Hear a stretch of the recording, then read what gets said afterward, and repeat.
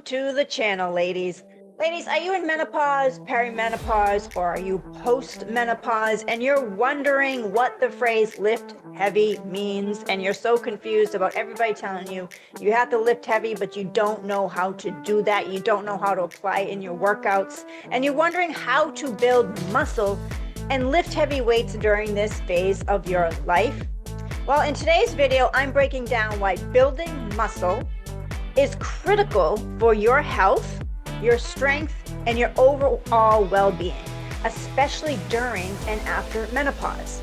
I'll also share exactly how to do it and reveal common mistakes that leave so many women frustrated, confused, and absolutely stuck. So stick around, because by the end of this video, you'll have the clarity and confidence you need to take control of your fitness journey, build a strong, lean body, and thrive during this incredible stage of your life. So I wanted to get started by breaking down the definition of each stage. So first, menopause. Menopause is defined as the natural cessation of menstruation. It's marking the end of a woman's reproductive years. It is officially diagnosed after 12 consecutive months without a period.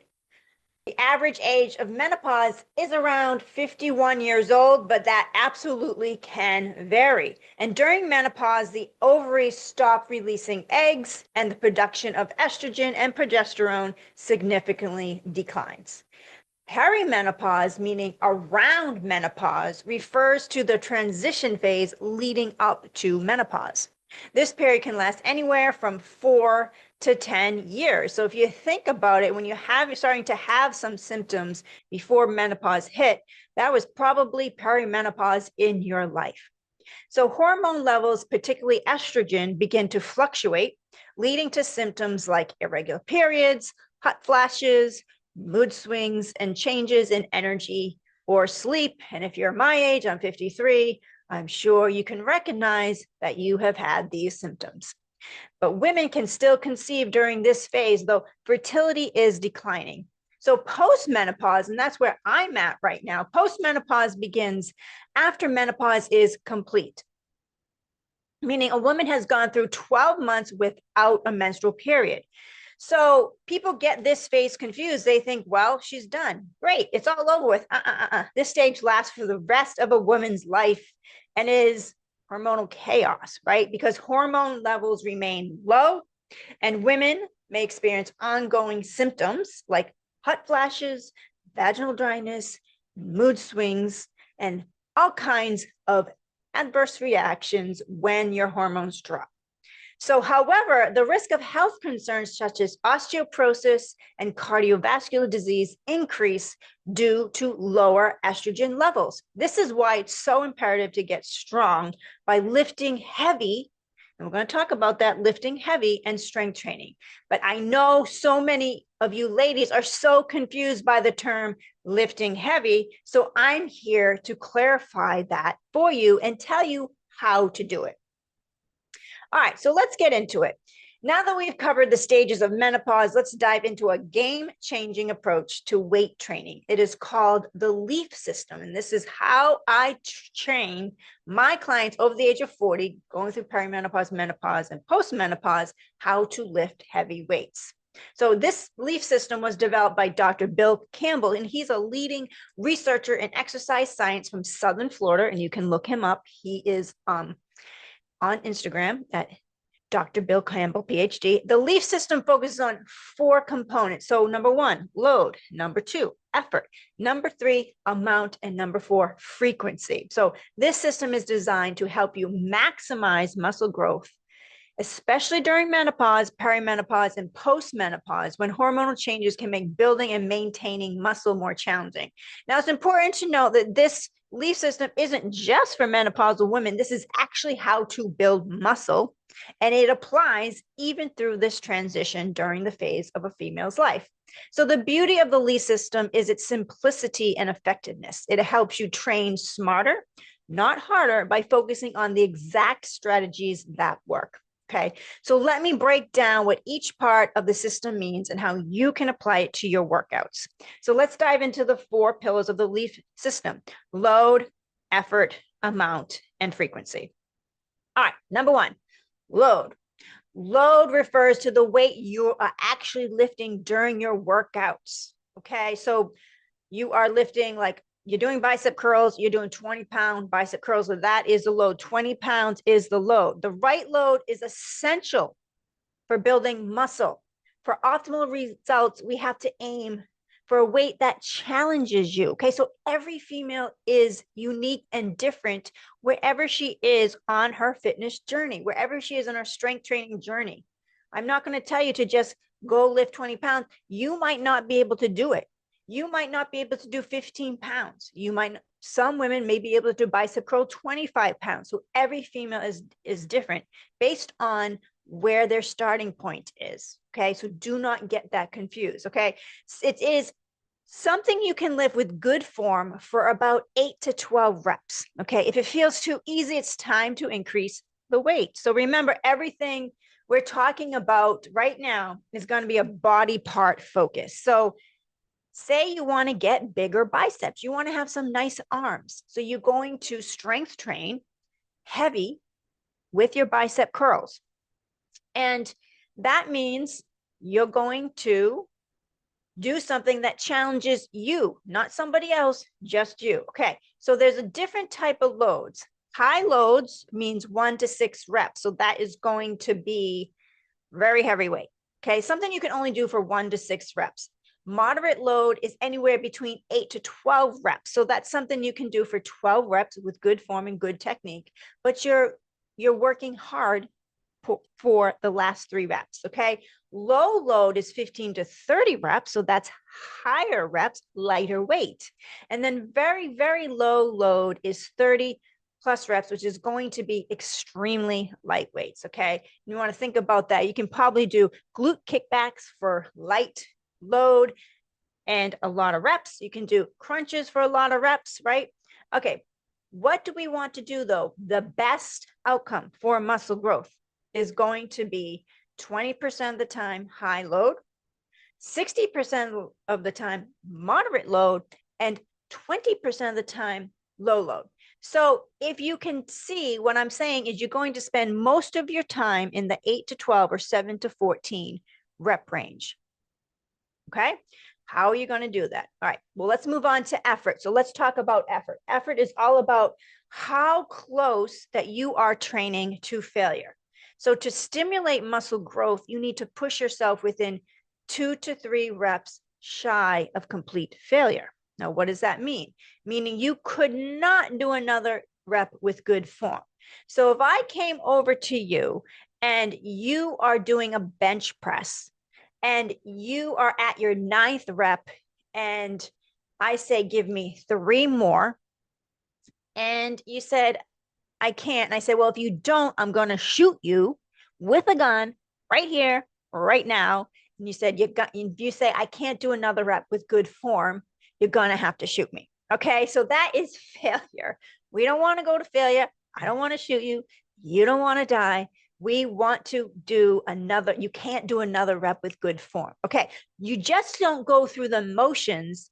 You really focus on putting in the effort to make every single rep count, every set count. Okay. So if I were to train you in person, I would make sure that you're not talking to me during your set. You're not thinking about what you're going to eat for dinner later. You're not all busy in your head. You are completely focused on those reps here and now, and every rep has full intensity with proper form and technique. That's how I would train you, and that's how I tell all of my clients to work out. Okay, so how hard are you working during your resistance training? How intense is it? And how intense does it feel?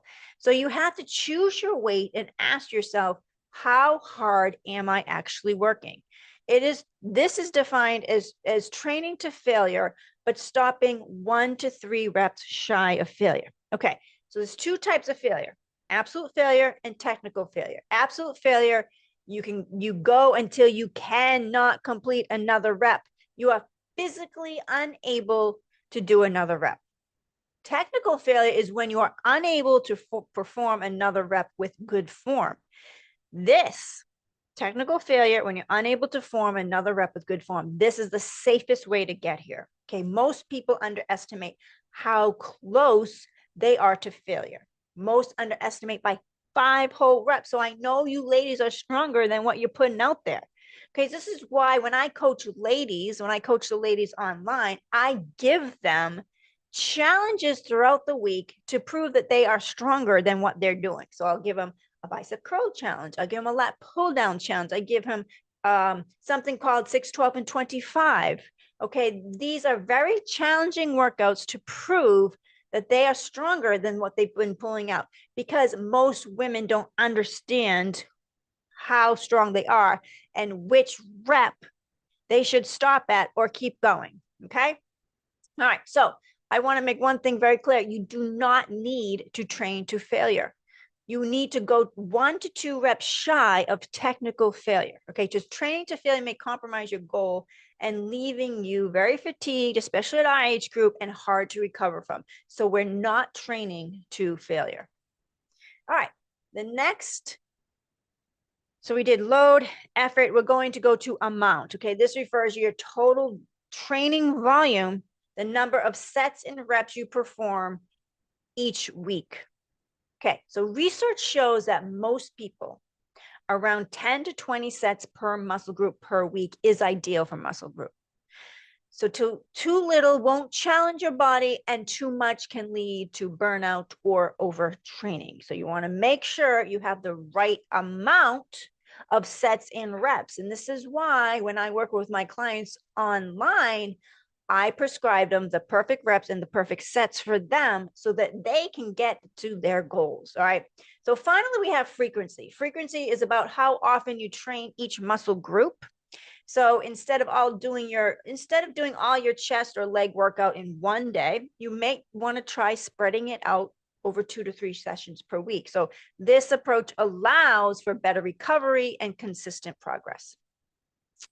All right. So each of these components work together to help you build muscle effectively and sustainably, even with the challenge of menopause. Now let's talk about how to put into practice and avoid common mistakes. So I've talked about a little bit how to put into practice. Let's talk about a little bit more and how to avoid common mistakes. All right. So let's see.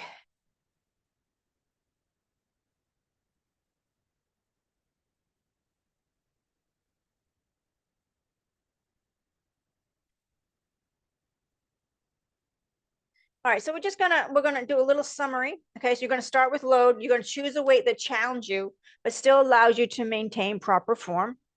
For large muscle groups like legs, chest, and back, you're gonna aim for heavier weights, 6 to 12 reps. Okay. For smaller muscle groups like arms or shoulders, you could go heavier, you could go lighter, but the effort should still feel intense by the end of your set. So that is the point. It doesn't really matter what muscle group you are training. It's really about the intensity behind the movement pattern. And I'm going to give you a hint. Okay. When you are training and you're in the middle of your set, you start your reps, say you're doing 12 reps. The velocity of those reps should slow down by the 12th rep. What do I mean by the velocity of the rep?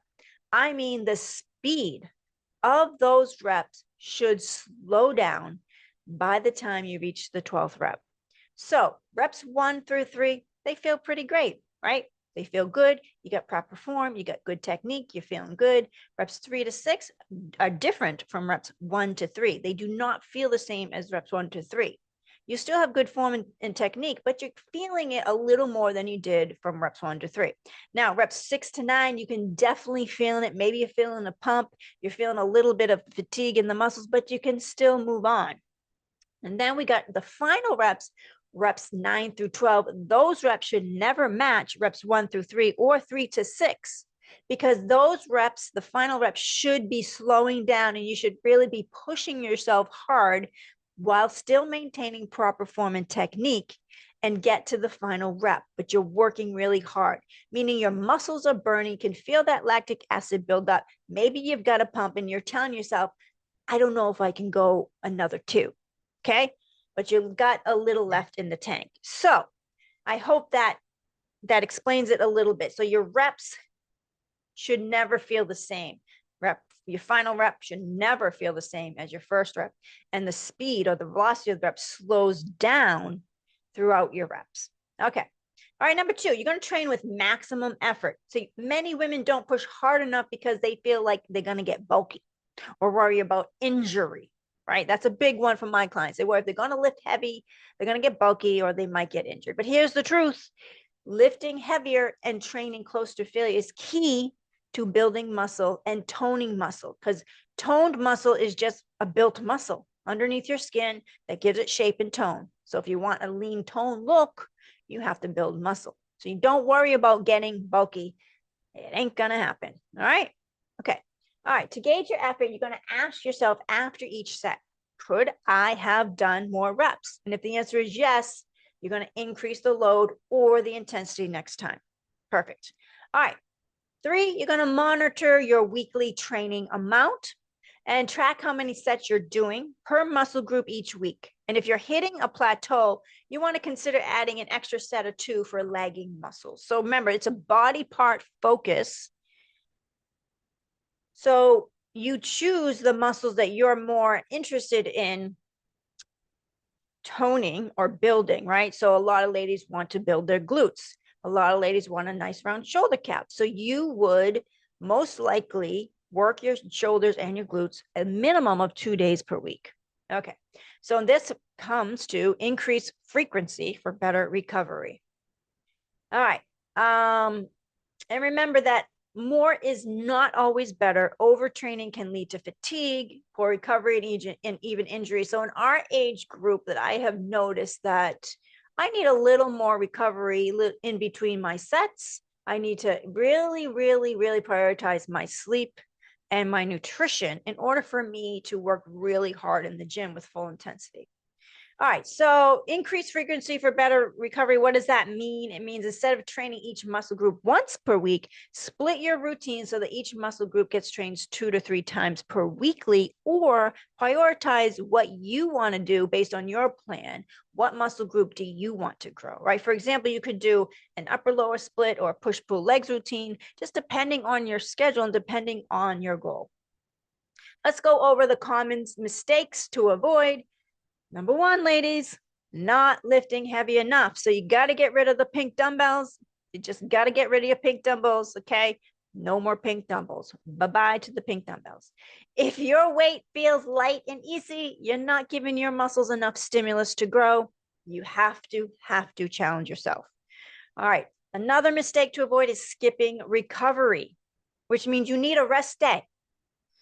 More is not better. You need a rest days, especially in our age group. We need more rest. All right. You all know it, how you're feeling. You're in hormonal chaos. You need more rest. Rest days are just as important as training days. I'll say that again. Resting days are just as important as training days. Your muscles need time to repair, rebuild, and grow. All right. Another common mistake, overcomplicating your workouts. You do not want to overcomplicate your workouts. You don't need fancy exercises or tons of variations. Stick to proven compound movements like deadlifts, squats, rows, and presses. I say this all the time.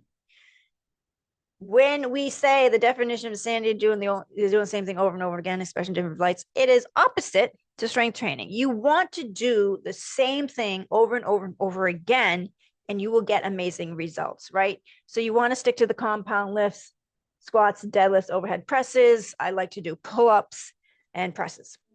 All right, that's a wrap, ladies. So by understanding and applying the LEAF system, load, effort, amount, and frequency, you can take control of your fitness journey during menopause, perimenopause, and post-menopause. And remember, building muscle isn't just about looking good in the mirror or looking strong. It's about feeling empowered, improving your health, and living your best life at every stage. If you found this video helpful, be sure to hit the like button and subscribe to my channel for more expert tips on strength training, nutrition, and thriving through menopause.